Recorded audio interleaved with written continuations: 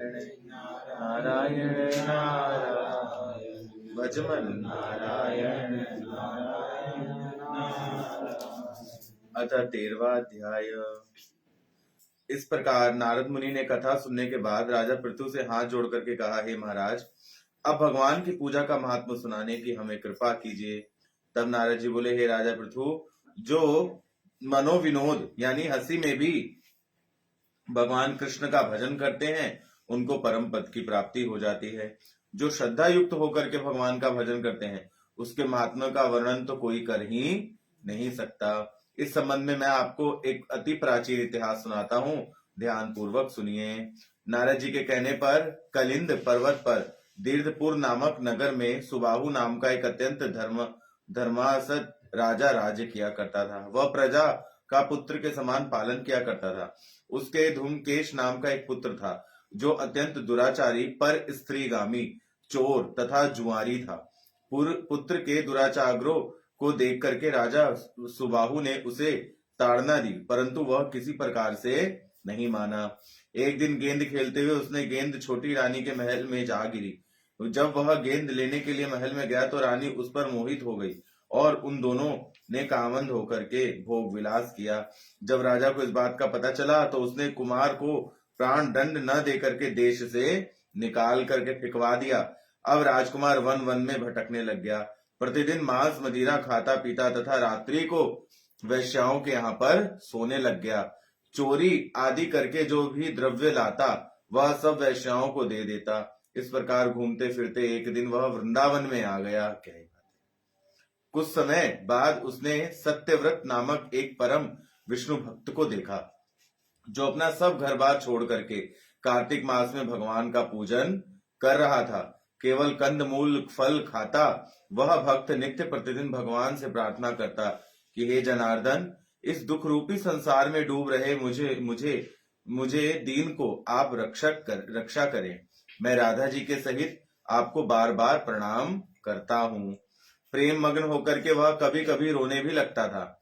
धूम्रकेश ने उस भक्त की जब यह क्रिया देखी तो रात्रि को वैश्या के घर आकर मिट्टी की एक मूर्ति बनाकर वैसे ही सब कृत्य किए। देखो, एक बार भक्त का संग हो जाए तो आदमी का जीवन बदल जाता है।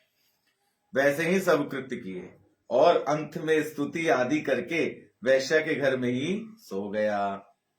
उसने मिट्टी की मूर्ति बना ली, राधा माधव की प्रार्थना भी कर ली। देवयोग से राजा के दूत भी उसी समय वहां पर आ गए और उनके हाथ में धूम्रकेश मारा गया। तब यमदूत उस महापापी को मारते हुए पकड़कर यमराज के पास ले गए। धूम्रकेश को देखते ही यमराज अपने सिंहासन से उठकर के खड़ा हो गया और पाद अर्घ्य आदि देकर के उसका सत्कार किया।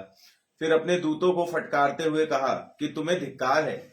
जब हमने यहाँ आज्ञा दी हुई है कि भगवान के किसी भी भक्त को यहाँ पर मत लाना, फिर तुम धूम्रकेश को यहाँ पर कैसे ले आए? उसने कार्तिक मास का व्रत वृंदावन धाम में चाहे हास्य से ही किया है, मगर फिर भी वह वैकुंठ जाने का अधिकारी है। क्या ही बात है, एक बार कर दिया तो ऐसा हम कहाँ जाएंगे फिर? और फिर मेरे जैसे स्पेशल जो फोन कर करके उठाते हो वो कहाँ ही जाएंगे फिर? तो तत्पश्चात यमराज धूम्रकेश से बोले, भगवान की भक्ति 9 प्रकार की होती है। उनकी कथा सुनने से राजा परीक्षित, कीर्तन से शुकदेव और स्मरण से प्रहलाद, पाद सेवा से लक्ष्मी जी, पूजा से पृथु, वंदना से अक्रूर, दास भाव से सुग्रीव और मित्र भाव से अर्जुन तथा आत्म निवेदन से राजा बलि जिस प्रकार परम पद को प्राप्त हुए हैं, उसी प्रकार चाहे हास्य से ही तुमने भगवान की पूजा क्यों ना की हो, मगर फिर भी तुम स्वर्ग के अधिकारी हो। यद्यपि अंत समय से पूर्व किए गए अपने कर्मानुसार तुम नरक के अधिकारी थे, तथापि अब निश्चय हो जाओ, तुम वैकुंठ को प्राप्त होगे। कार्तिक मास में की गई भगवान की पूजा निरर्थक नहीं होती। जहां पर भगवान शालिग्राम है वहीं पर गंडकी नदी तथा अन्य तीर्थ भी विराजमान है। तब धूम्रकेश यमराज से पूछने लगा कि हे यमराज, सब नदियों को छोड़कर गंडकी को कैसे प्राप्त हुए? मतलब भगवान गंडकी के में ही क्यों गए? यमराज ने कहा, किसी समय वेद शिरा नामक ऋषि सब लोगों की हित कामना के से गंगा जी के तट पर तपस्या कर रहे थे। उनके इस घोर तप से भयभीत होकर के इंद्र ने ऋषि की तपस्या भंग करने के लिए मंजू घोष नाम की अप्सरा को भेज दिया। मंजू घोष उस रमणीय स्थान में क्रीड़ा करते हुए अपने रूप और यौवन का प्रदर्शन करने अनेक हाव भाव दिखाने लगी। उसी स्थिति में उसने मुनि के चरणों का स्पर्श किया तो उनके रोमांच खड़े हो गए। तत्पश्चात मुनि ने अपने वशीभूत जान मंजू घोष को अपनी दोनों भुजाओं और गले में डाल दी। तब क्रोधित होकर के मुनि ने उस मंजू घोष को श्राप दे दिया कि तुम मुझे इस संसार सागर में डालने के लिए आई हो, इसलिए तुम नदी बन जाओ। तब मंजू घोष ने प्रार्थना करते हुए मुनि से कहा, हे मुनि, मैं श्राप योग्य नहीं हूं, आप मुझे क्षमा करें। उसकी प्रार्थना से द्रवित होकर के मुनि ने कहा कि जिस समय भगवान विष्णु वृंदा के शापवश शालिग्राम रूप में हो जाएंगे, उस समय होकर तुम में गंडकी में स्थित हो जाएंगे। यानी गंडकी क्या बन जाएगी? भगवान की माँ। सोचो, भक्त का श्राप भी वरदान बन जाता है। तब तुम भगवान को धारण करने वाली होगी। इस प्रकार मेरे द्वारा दिया गया यह श्राप तुम्हारे लिए वरदान में भी अधिक श्रेष्ठ सिद्ध होगा। यमराज कहने लगे, हे राजकुमार, अब तुम विष्णु लोक को जाओ।